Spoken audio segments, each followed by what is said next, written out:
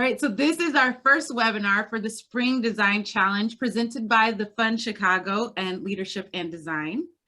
The first thing that we want to do is say congratulations to everyone who made it to this round.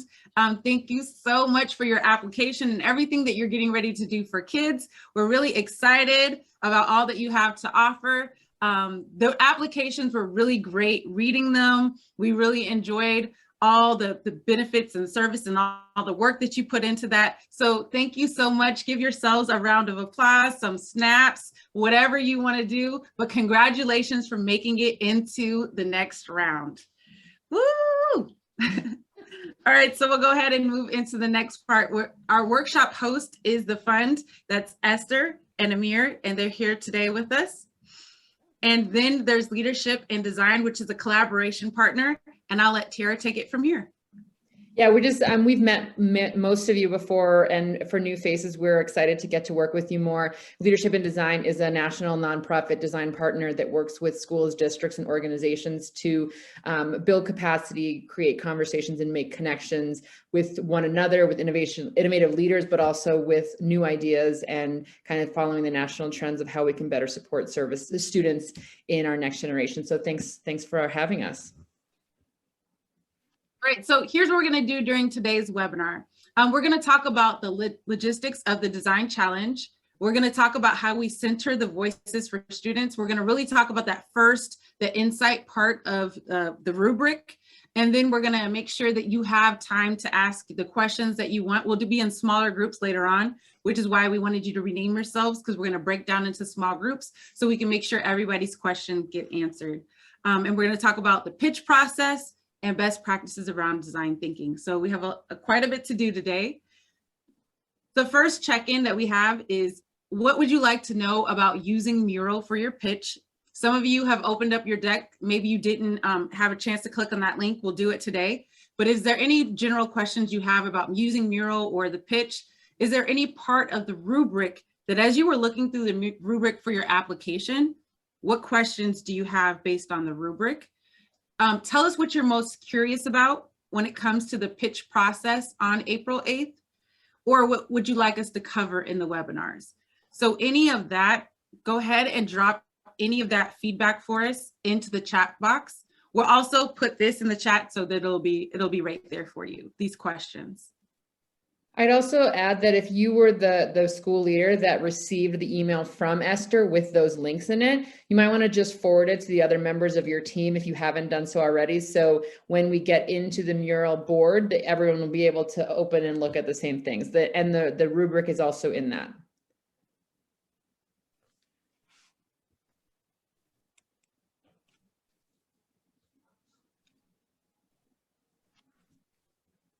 Good question. Is there opportunity to be creative beyond Mural, or would you prefer we fill out our pitch in Mural?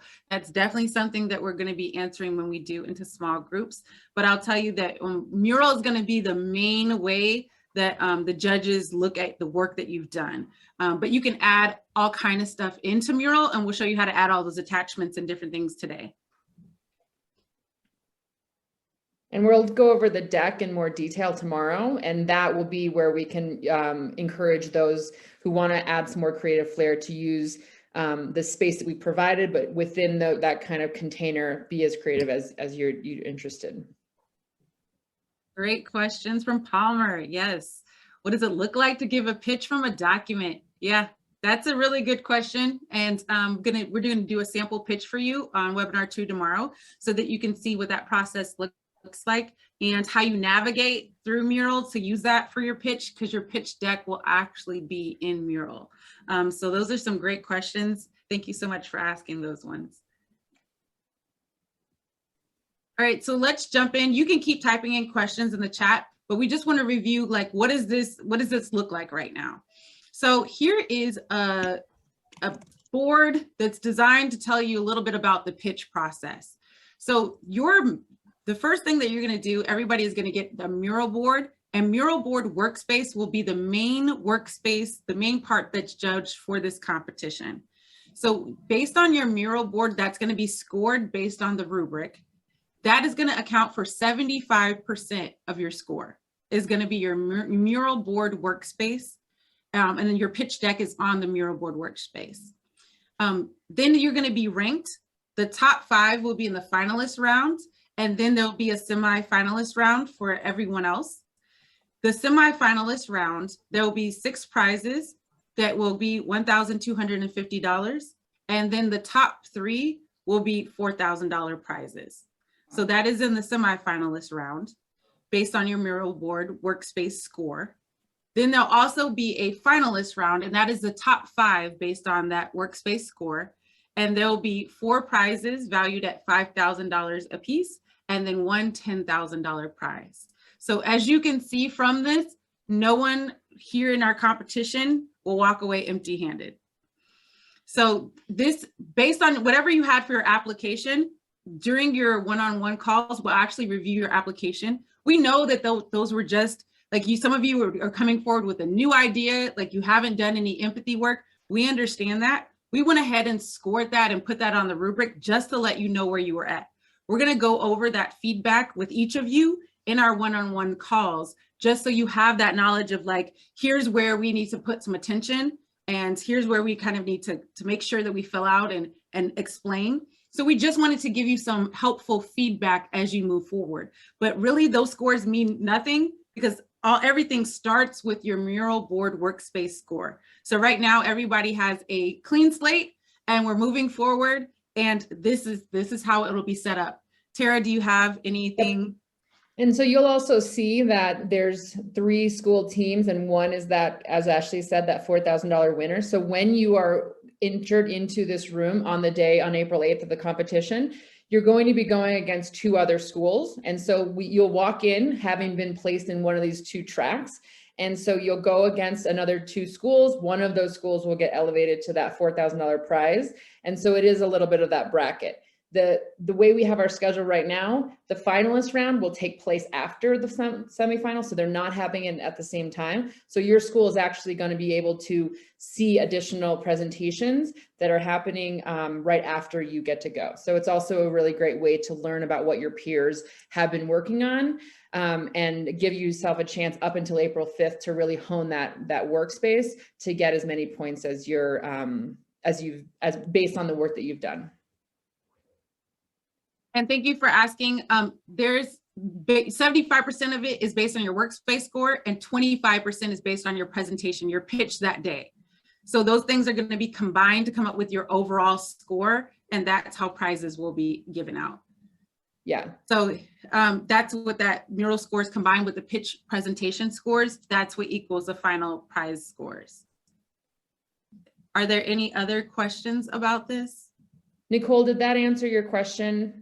As far as your work is all pre-existing. Anything you've done, you can just transfer that back into the mural board. If you've already described the empathy work that you've done, just place that on the mural board it's a designated space that you'll see. And that's just so that, yeah, it doesn't erase anything that you've submitted. You can have access to that, and then you'll be able to just build it out so it's all in one space.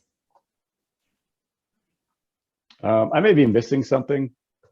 Can you go back to that last slide? So there's 15 teams, correct? There are 14. 14. Okay. So then on April 8th, we're going to be grouped with 2 other schools, correct? Yes. Okay. So then that group of 3 has a winner that you're saying is eligible for the $4,000 prize. Yes. Are those 3 winners then move on to the finalist round? I'm confused how it jumps to 5. Yep. So everybody's mural board will be scored after you submit it on April 5th, before April 8th. So then we are going to use those points that on 5th were submitted. There'll be a tabulation of a ranking of all 14 schools will be calculated. Essentially the bottom 9 points will go first, and they will be eligible for between $1,250 and $4,000. The top 5 scores will be put into the track and invited to go for the $10,000. So you'll know walking into April 8th that you're either eligible for a maximum of 4 or a maximum of 10. Got it. Thank you. Sorry if that was explained earlier. I missed that. Oh, thank you for asking the question.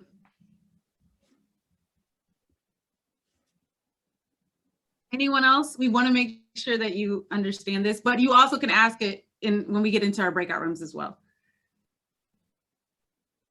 Okay, so this is a suggested timeline of events of just making sure that you have enough time to get everything done. You may want to take a picture of this screen, but this is also going to be on video so you can share it with other people as well.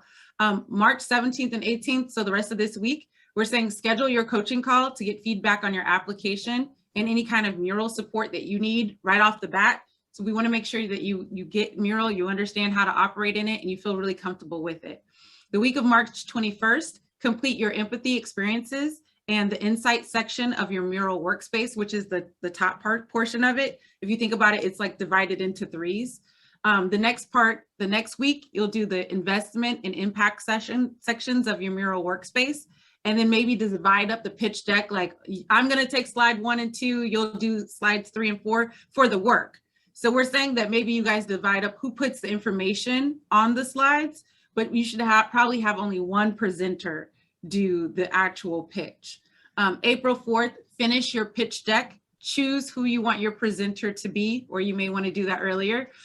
April 5th, the pitch decks are due at 9 a.m. And then take April 6th and 7th to practice your pitch. We'll talk more about pitching tomorrow, and then the 8th will be the Spring Design Challenge pitch competition. And June 15th, the winners from the pitch competition, they'll get to present at a special event that happens on June 15th.